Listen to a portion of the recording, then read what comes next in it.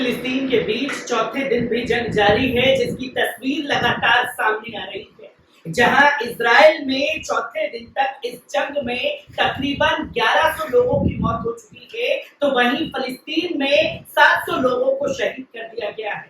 तकरीबन 5000 के आसपास लोग इजराइल में घायल हैं, तो वहीं फिलिस्तीन में तकरीबन 3.5 से 4000 लोग जो है वो घायल हैं।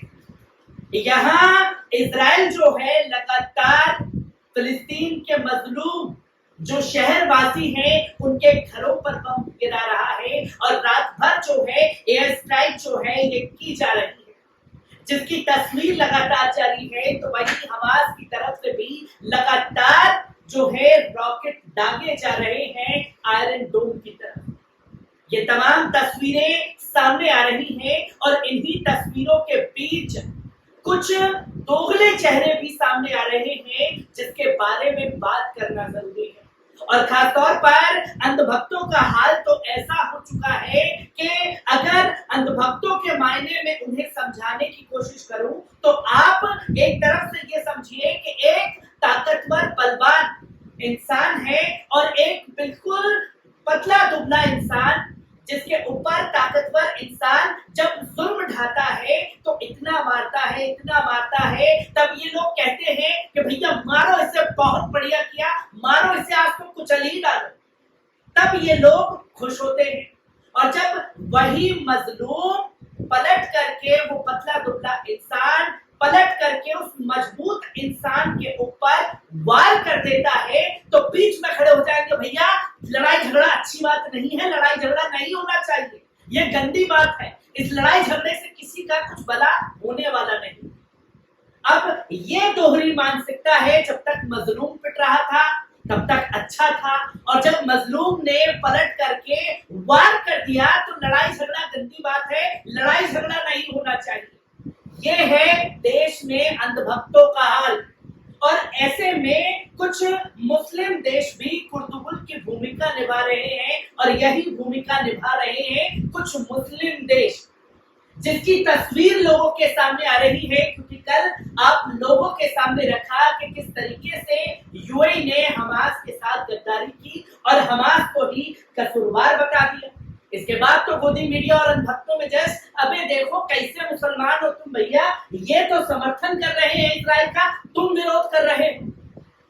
ये जो अब मजलूम बनने का ड्रामा खासतौर पर इजराइल में शुरू हुआ है, इस कड़ी में एक और कुर्तुबुल देश जो है खुल करके इजराइल के समर्थन में आ गया है, और वो कुर्तुबुल देश बना है खासतौर पर बहरीन, जिसकी तस्वीर आप लोगों के सामने है कि गोदी मीडिया में एक जश्न है। भैया पहले एक मुस्लिम देश आया, दूसरा आ गया, और दूसरे मुस्लिम देश के आने के बाद तो इजराइल की ताकत बढ़ गई। और क्यों ये दोनों देश कुर्तुबुल बने हैं, इसको भी आपके सामने समझाने की कोशिश करूंगा।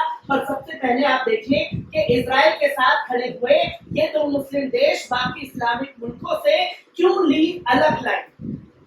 ये तस्वीर जो है सामने है, एक तरफ बहरीन जो इजराइल फिलिस्तीन जंग में पूरी तरीके से हमास को जिम्मेदार बता रहा है, वही यूएई भी हमास को ही कसूरवार बता रहा है। और अगर आप देखें कि जब दोनों देशों का आना जाना लगा रहता है तो किस तरीके से एक दूसरे से कोहनी मिला करके इस्तकबाल करते हैं, और ये क्यों नाच गाना होता है इसे समझने की जरूरत है। जहां हमास और इजराइल के बीच छिड़ी जंग ने मध्य पूर्व की कूटनीति में अचानक से बड़ा भूचाल ला दिया। इतना बड़ा भूचाल है कि इजराइल को 2 मुस्लिम देशों का समर्थन मिल गया। इस लड़ाई को लेकर लगभग सभी मुस्लिम देशों ने प्रतिक्रिया दी। लड़ाई के लिए इजराइल को जिम्मेदार ठहराया जा रहा है। सऊदी, कतर, पाकिस्तान, तमाम मुस्लिम देश इजराइल को कसूरवार ठहरा रहे हैं। वहीं फिलिस्तीनियों के लिए अलग राज्य, 2 नेशन सॉल्यूशन की स्थापना होनी चाहिए, लेकिन मध्य पूर्व के 2 इस्लामिक देशों ने बाकी मुस्लिम देशों से अलग रुख अपना लिया है। जहां आप देखें कि मुस्लिम देशों की प्रतिक्रिया सामने आई, किसी ने भी इजराइल पर हमले के लिए हमास को निशाने पर नहीं लिया, लेकिन संयुक्त अरब अमीरात और बहरीन ने हमास की निंदा की और बताया कि ये नहीं होना चाहिए था। इस हिंसा के लिए, इस जंग के लिए हमास जिम्मेदार है। पर तमाम मुस्लिम देशों की प्रतिक्रिया सामने आई। पर यहाँ साफ तौर पर हमास को जिम्मेदार नहीं ठहराया गया। इजराइल के ऊपर बोला गया कि जो बरसों से आप मजलूम फिलिस्तीनियों को निशाना बना रहे थे, उसका पलटवार तो कभी ना कभी होना ही था। जो पलटवार की जब किया गया तो आप उसे पचा नहीं पा रहे। ये दोनों देशों ने क्यों अलग राय रखी, इसके बारे में जाने। जहां इजराइल की लड़ाई में यूएई ने जो कहा, उससे स्पष्ट संदेश मिलता है कि इजराइल को लेकर इस्लामिक देशों में बड़ा बदलाव है। जहां यूएई विदेश मंत्रालय ने देर रात जारी एक बयान में कहा कि लड़ाई के लिए हमास जिम्मेदार, वही सेम बात जो है खासतौर पर बहरीन ने भी कही। जहां आप देखेंगे कि किस तरीके से बड़े बड़े समझौते, बड़ी बड़ी डील जो है कारोबार को लेकर के बहरीन और यूएई में चल रही है, और किस तरीके से दोनों देशों का खरबों रुपए जो है कारोबार जो है वो चल रहा है इजराइल से। इसलिए पैसा बचाना ज्यादा जरूरी है। चाहे कौम जाए भाड़ में, चाहे हमास जाए भाड़ में, हमें अपनी राजनीति चमकानी है और हमें जो है पिछलग्गू पिट्ठू बन करके मुट्ठी में रहना है इजराइल और अमेरिका के, जो कि यूएई और बहरीन ने ये कदम उठाए। जो कि आप देखें कि यूएई की तरह बहरीन ने भी 2020 में अब्राहम समझौते के तहत इजराइल के साथ एक राजनयिक संबंध किया, जहां बहरीन ने भी हमास के अचानक हमले की निंदा की। बहरीन ने हमले में इजरायली नागरिकों को उनके घरों से अपहरण करके बंधक बनाए जाने पर भी हमास को आड़े हाथों लिया। अरब देश ने कूटनीति के जरिए लड़ाई को खत्म करने पर जोर दिया। सोमवार को बहरीन के विदेश मंत्रालय ने एक बयान जारी कर कहा कि हमास के हमले से स्थिति खतरनाक रूप से तनावपूर्ण हुई।